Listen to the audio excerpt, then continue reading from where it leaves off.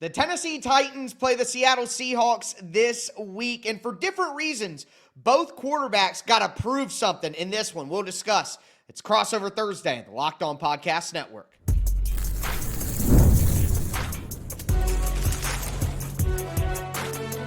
You are Locked On NFL Crossover, part of the Locked On Podcast Network.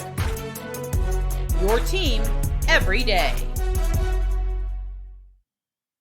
Welcome in. It is Crossover Thursday once again. Locked On Titans fans, Locked On Seahawks fans. We got a good one for you guys today. We're going to be breaking down the big storylines for both these teams coming into this matchup. We're going to be talking about the big matchups to watch in the game, what we think ultimately decides this one as well. Before we dive in, do want to let you know that today's Crossover Thursday is presented by Prize Picks. Download the Prize Picks app today. Use code LOCKEDONNFL to get $50 in lineups after you play your first $5 lineup. I know I already told you, but thank you for making Locked On Titans, Locked On Seahawks your first listen. Thank you for making the Locked On Podcast Network the #1 sports podcast network. I am the host of Locked On Titans, Tyler Rowland, here with the host of Locked On Seahawks, Corbin Smith. And as we jump into this one, Corbin, obviously these two teams are in different situations, but at the same time, they're both coming off of a loss.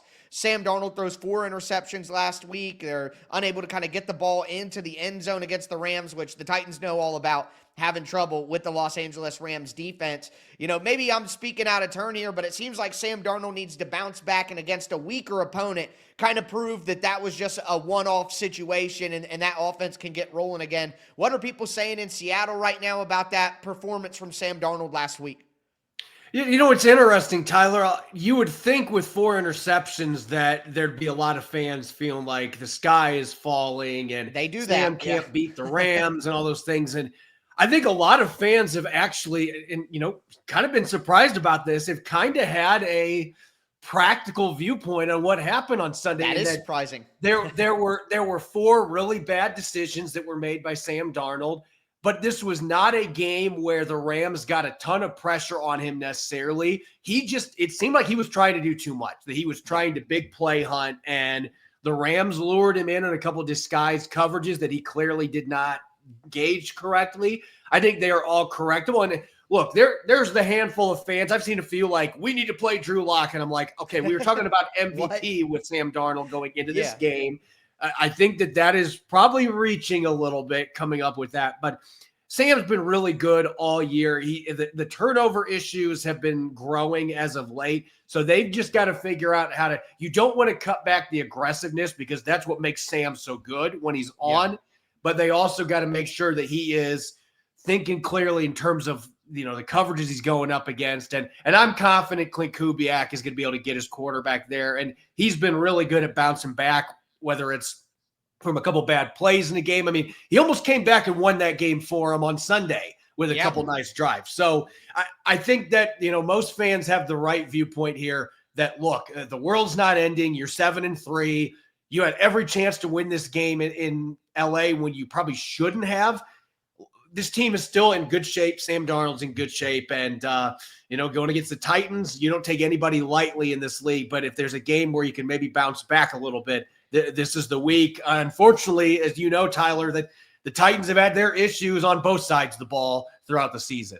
Yeah, I was literally about to say, the Titans are a great opportunity to get right for Sam Darnold. But it's funny that, the season that the Seahawks are having that, we're catching. It's not like we do crossovers a lot with you guys in the NFC, Titans in the AFC. Don't play super often, so it's not like we talk all the time, but the Seahawks have had such a good season. We're catching it off a loss to a division opponent. Darnold throws 4 interceptions, kind of clouds the conversation. But what has Darnold in that passing offense done well this year to really take the league by storm? Well, one thing is the big plays, and obviously, as I said, the big play hunting this last week, it was just bad decisions by Sam Darnold. But up to that point, he had been as good as anybody at making smart decisions and getting the ball downfield, particularly to Jaxon Smith-Njigba, who is just having a ridiculous season and has a chance to break Calvin Johnson's receiving yards record. And he's on pace for quite a fewer receptions to do it. So you can look at the extra game, but he's doing this damage, winning downfield and creating big plays. They've gotten Rashid Shaheed more involved in the last couple of weeks. Now that they've traded for him, they're hoping they're going to get Torrey Horton back this week too, which would be a big deal. But it's been the ability to throw downfield. Even after this game in LA, he's still averaging 9.3 yards per attempt this season. I mean, he has been airing it out. He's been making things happen with the deep ball. And I'm not expecting the Seahawks to go away from that. That's what their offense has been largely built around success-wise. It's just going to be boiling down to Sam Darnold getting back to playing within himself and not trying to do too much. And their O-line has made it easier for him because it's improved. It's an improved unit. But they got to get back to him making smarter decisions and maybe some of the shorter passing game to get him back in a rhythm, which he was doing at the end of the game on Sunday against the Rams. Speaking of the opponent coming up this weekend, look, Titans with the record, obviously, it's been a real struggle, but yes, this has been a defense that has had a few games where they've been able to keep the offense in the game. Yes. So, and they just haven't been able to finish the vast majority of those. But what have you noticed from this defense in terms of what they're going to be bringing to the table here on Sunday, trying to slow down Sam Darnold and this offense? Well, Denard Wilson, the Titans defensive coordinator, the Titans coaching staff isn't great, quite honestly, and, they're going to be replaced at the end of the season. But Denard Wilson is a good defensive coordinator in the NFL. He came from the Baltimore Ravens, came from the Philadelphia Eagles. He's a guy who has been really creative with his pressure packages. The Titans don't have a lot of good edge rushers, and quite frankly, they don't have a lot of edge rushers period now. They traded Draymond Jones. Femi Oladejo, their second-round pick, is on IR still. They don't have a lot of bodies there. They're playing practice squad guys that they're picking up off waivers and stuff like that. So they've been using defensive backs as edge rushers, like rookie safety Kevin Winston, and they're blitzing corners, and they're blitzing linebackers up the middle, and they're finding ways to, honestly, they're in the middle of the pack when it comes to sacks in the NFL, so they have been able to get some pressure. Jeffrey Simmons missed a few games, but he's back. He is a dominant force up front. So when the Titans defensive line can actually get some pressure, they do some conservative things in the back end with their zone coverages and the way they kind of match things. They run a lot of cover 4 where, the backside safety is picking up the crosser and they're matching that coverage. And they do a good job of making it simple for their back end, which they kind of have to. We'll talk about the cornerback matchup in a second. But if the defensive line and the pressure packages the Titans are bringing on a particular day, if they can get home, then the Titans defense can hold up and do a pretty good job, and that's what happened there against the Texans. But the problem is, Corbin, the offense. And I talked about both quarterbacks having something to prove here. And Sam Darnold has just proven he can get back on track. The turnovers aren't going to continue to be his because they've had quite a bit of turnovers lately, so you need to nip that in the bud. But for the Titans, it's about Cam Ward proving that he can continue to grow. He hasn't had great numbers. You look into the stats, they're not great. You look into the analytics, it's all not great. Understandable. But I keep saying that he's, playing on hard mode. Like the coaching that he's getting, the wide receiver group that's probably going to trot out there this week against the Seahawks is going to be 2 or 3 practice squad guys because of all the injuries that they've had at the position. But Cam Ward had a really professional game last week and just really did the simple stuff well, and then also showcased the high-level arm talent. And I don't think anybody is going to expect a win in this game for the Titans, but you do want to see Cam Ward kind of prove that, like, hey, I am growing up. I am turning the corner in the back half of the season, doing the simple things and understanding my role. So I want to see Cam Ward kind of prove that, and I think that's honestly the biggest storyline for the Titans going forward. I don't know, from an outside perspective, I'm sure you think about a guy like Sam Darnold and what his struggles were early on in his career, and then you look at Cam Ward, and I think I use that as kind of an example to be patient here. Yeah, not having Calvin Ridley now just makes it that much harder on him. One play, and then he's out again for the whole season. It's crazy. Yeah, it's unfortunate, and you always want to play teams at full strength too, but obviously the Titans are not going to be there in this game. And from Seattle's defensive perspective, like, you're looking to pick on the rookie quarterback. That's what you're looking to do. And they've had success against elite quarterbacks this year. I mean, Matthew Stafford, I know he had 2 touchdown passes Sunday, but he threw for 130 yards in that game. And after the first quarter, Seattle's defense basically shut them down. The only time they got in the end zone was after one of Darnold's interceptions where the Seahawks had short field. 2 of the 3 touchdowns were on short field situations off turnovers. So if they're not put in those bad spots, this defense has been absolutely elite. So they're going to be looking, especially with their front four, they're as good as anybody at getting after the quarterback without blitzing. They're going to look to have one of those welcome to the NFL games for Cam Ward with the talent they've got on defense and with Mike McDonald scheming. And I have a feeling they're going to be kind of ticked off coming into this game with the way last week ended too. Yeah, the way that it kind of broke there for the Titans with the Seahawks coming off a loss like that, it's not great. But you're talking about the pass rush, and I think if you look at the pass rush for the Seahawks, it's not a lot of names that maybe most Titans fans would recognize. So I want to talk about that matchup against the Tennessee Titans offensive line as we continue today's Crossover Thursday, part of the Locked On Podcast Network, your team every day. Today's episode is brought to you by Prize Picks. You and I make decisions every day, but on Prize Picks, being right can get you paid. Don't miss any of the excitement of this sports season, whether you're following the NFL, the NBA, or both. There's no better time to jump in on the action. If you haven't tried it yet, Prize Picks is the simplest way to play. Just pick more or less on at least two player stats, and if you get them right, you win. It takes less than 60 seconds to make your lineup, and you can play anywhere Prize Picks operates, including California, Texas, and Georgia. They have a new stacks feature, and it's a game changer, folks. You can now pick more on multiple stats from the same player in the same lineup, so I can take Steph Curry's more on points, threes, and assists. Plus, if one of your players leaves early with an injury, the injury reboot feature saves your lineup from a loss. Download the Prize Picks app today. Use the code LOCKEDONNFL to get $50 in lineups after you play your first $5 lineup. That's code LOCKEDONNFL for $50 in lineups after your first $5 lineup. It's Prize Picks. It's good to be right. All right, Corbin, let's continue today's Crossover Thursday edition of Locked On Titans, Locked On Seahawks, talking about this Week 12 matchup. It's going to be a tough one for the Titans because the Seahawks present so much of a challenge, but like Corbin was mentioning earlier, the Titans defense has had some moments where they've made things difficult, but I want to talk about that Seahawks defense because they've been absolutely fantastic this year. So much talent over there, but again, they don't have the dominant pass rusher that you would think of. I mean, I think Leonard Williams is a pretty big name, no doubt about that, but guys like Uchenna Nwosu, who Locked On Titans listeners should know about Nwosu. I wanted him badly in free agency when the Seahawks signed him. Byron Murphy, the second-year player out of Texas. DeMarcus Lawrence. They got other guys involved in there who were even less, like a Drake Thomas or a Trice Knight and things like that. Like, what is this pass rush doing without that dominant name to be able to put up such great numbers this year? Yeah, and look, I'll push back a little bit without a dominant name. Leonard Williams has been absolutely fantastic the last couple of years. I agree with you. Defense. 11 and a half sacks last year. He's on pace to get to double-digit sacks again this year.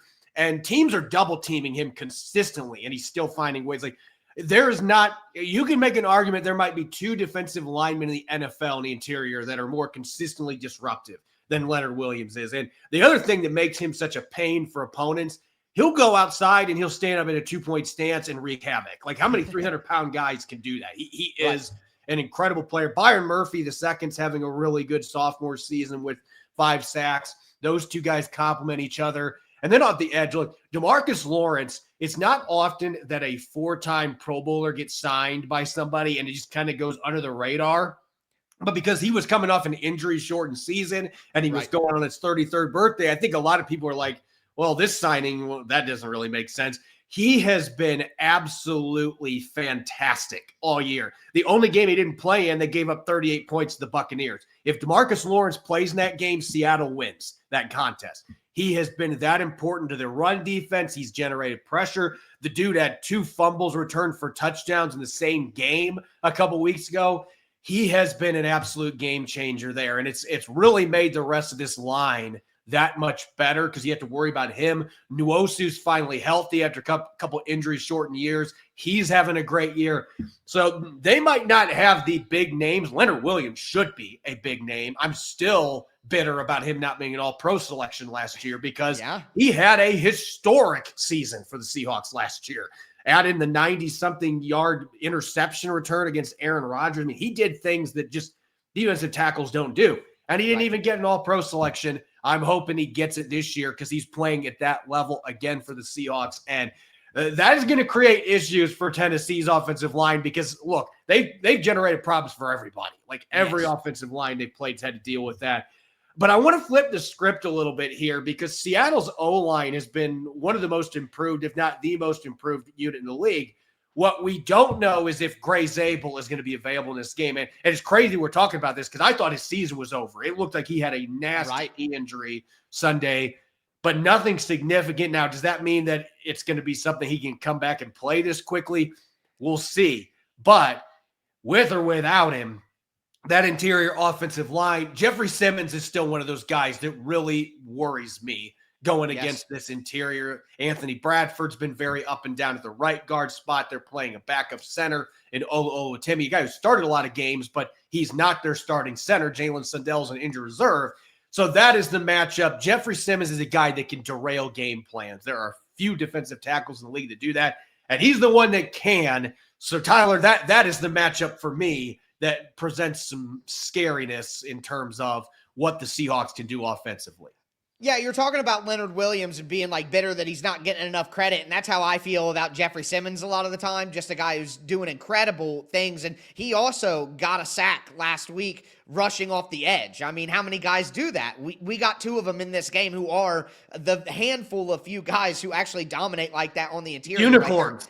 Yes, correct. They're in the same class. So you're right. That is an area where I looked at, prepping for the game in our conversation here. Where are some things where maybe the Titans might be able to turn the tide and start the upset fire? You know what I mean? Like, I don't think it's going to happen, but any given Sunday, if there's a path to it, that's it. Because Bradford is one of the potential, again, you're right. It's a very good offensive line, very improved, but Bradford is one of the potential holes there. And if Gray Zabel isn't in the lineup, that's another backup next to the center. And the Titans really only position group, I would say, on the whole team that is actually like maybe other teams would steal it is the Titans' interior defensive line with T'Vondre Sweat and Jeffrey Simmons. So I think if they can generate pressure on the interior, not only by those guys winning and making plays, but by using those guys as decoys and having them start on the inside, slant to the outside, blitz a linebacker up the middle. Last week, they looped a safety, Kevin Winston, around up the gut, and that's what allowed Jeffrey Simmons to get on one-on-one on the outside and then get pressure.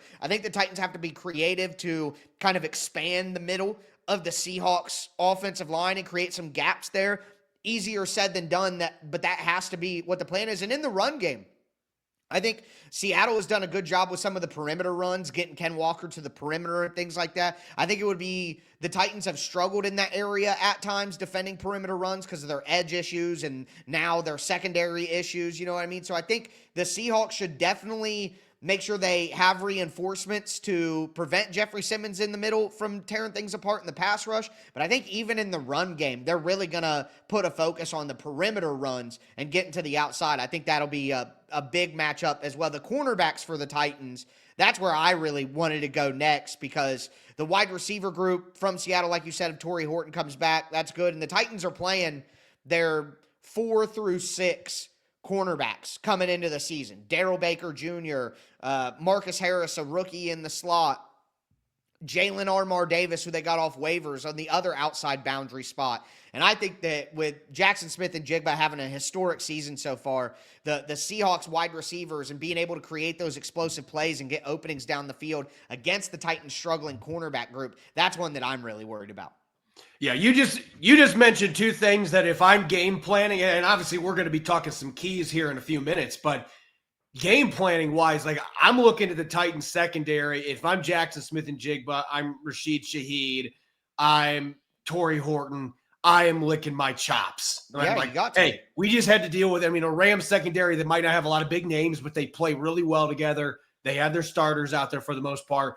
Now we can go out here and we can feast on this group. And so I think that and the wide zone game, I'm glad you mentioned that too, because watching a couple of these Titans games and also because, look, I actually had been trying to prep for this game and I had watched a couple of games. I didn't even realize that Draymond Jones had been traded because a couple of other trades fell through before they moved him to the Ravens. Mm-hmm. Not having him out there now, they already were really thin at that position. Yep. Ken Walker's starting to figure things out.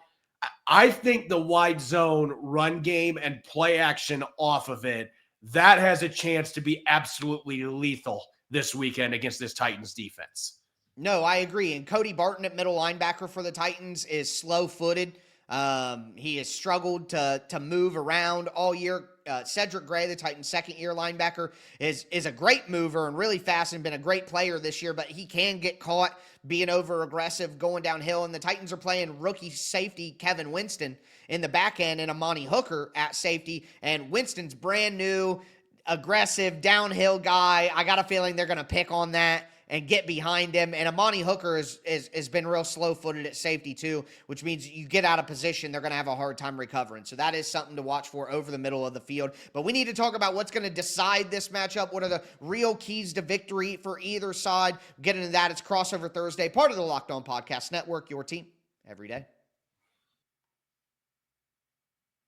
Do want to let you know that today's episode is brought to you by FanDuel Sportsbook. The NBA is back, and there's no better place to get in on the action than FanDuel, the official sports betting partner of the NBA.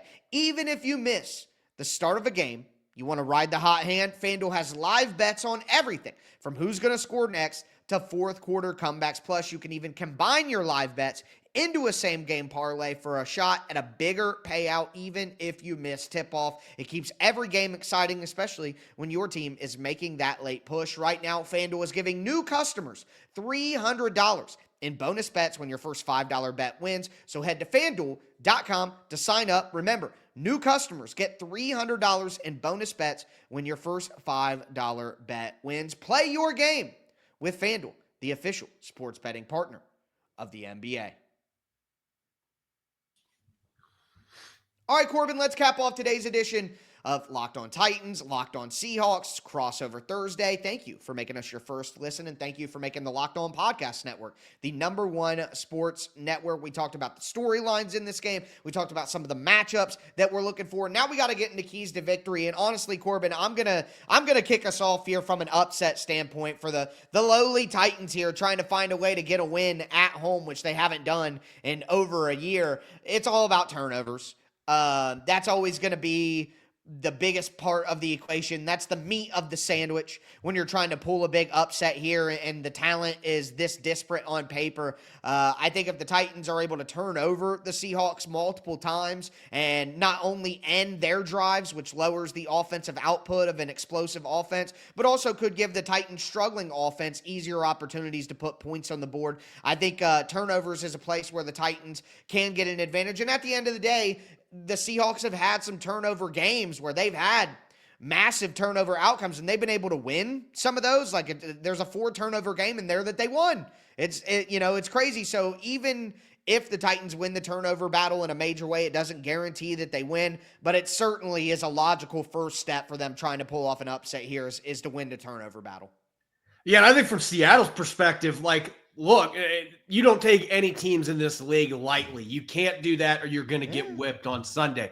But just don't turn the ball over, Seattle. If you don't turn the ball over, you win by 25, 30 points in this game.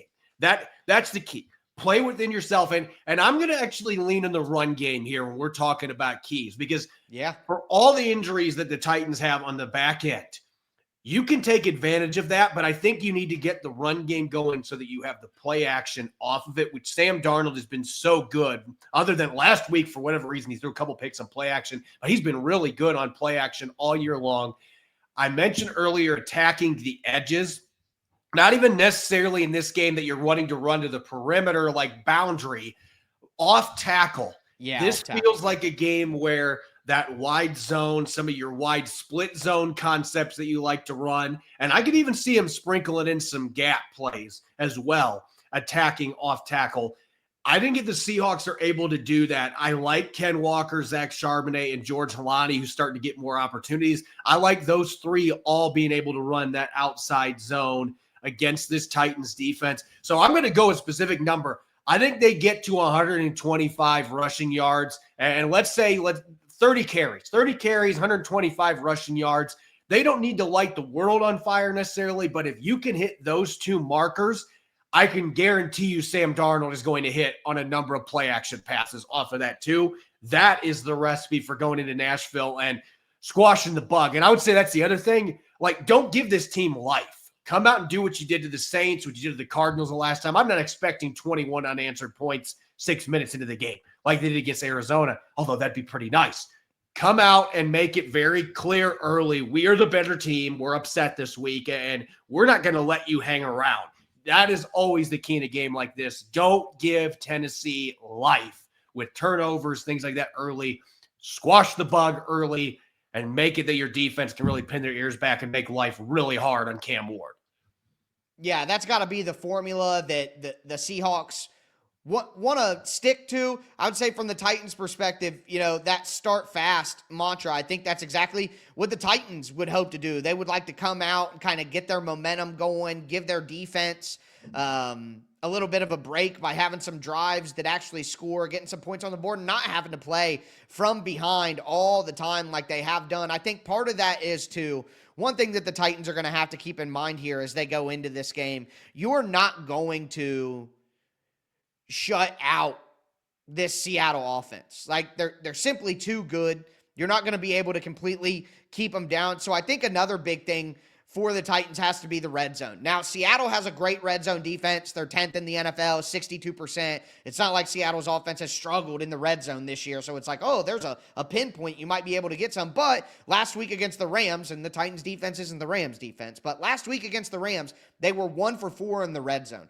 I think if you're the Titans, you realize you're not going to be able to stop this Seahawks offense. They're going to, from the 20s to the 20s, they're going to move the ball on you. There's not much you can do about that. But if you can bow your neck and hold up and maybe force 3 out of 4 opportunities to be field goals, now you at least have a chance to score 21, 22, 23, 24 points and actually win the game. Because that's probably not going to get it done if you don't do well in the red zone when you know that Seattle is going to move the ball. Yeah, you really you're carbon copying everything for me on Seattle's side. You need to finish this game. Like the inability to get touchdowns. Like if they would have scored one more touchdown in the red zone, they win that game last week. Mm-hmm. And I thought that was actually the bigger issue than the interceptions were, which is strange. Right. But I think even Sam Darnold kind of agreed with that based on what he said after the game. The inability to get the ball into the end zone. You can't do that against this Titans defense. Go down, impose your will. And I think that's where that run game comes in, because they have been a very effective red zone running football team this year for the most part. Come out and set the tone up front. Get your running backs the football, even out of the backfield as pass catchers, which they had some success doing late last week. I expect that's going to be something they're trending a little more towards to loosen things up for their receivers as well. I think if they can check those things off, then the favorite can do what they're supposed to do and come in and set the tone. If they fail to do a few of those things, especially on the road, then you can give Tennessee life. And you and I both know, Tyler, it doesn't matter. Any given Sunday, if you let an underdog hang around in this league, you are putting yourself in position to get beat.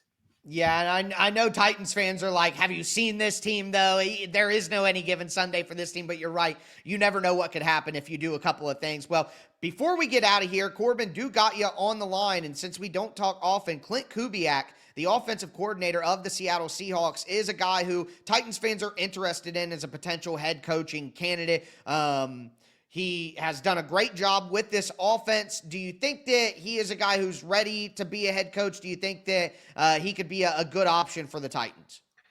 I think if you're looking for a head coach that is going to be able to come in and run a quality scheme and be an offensive play caller, that Kubiak can absolutely do it.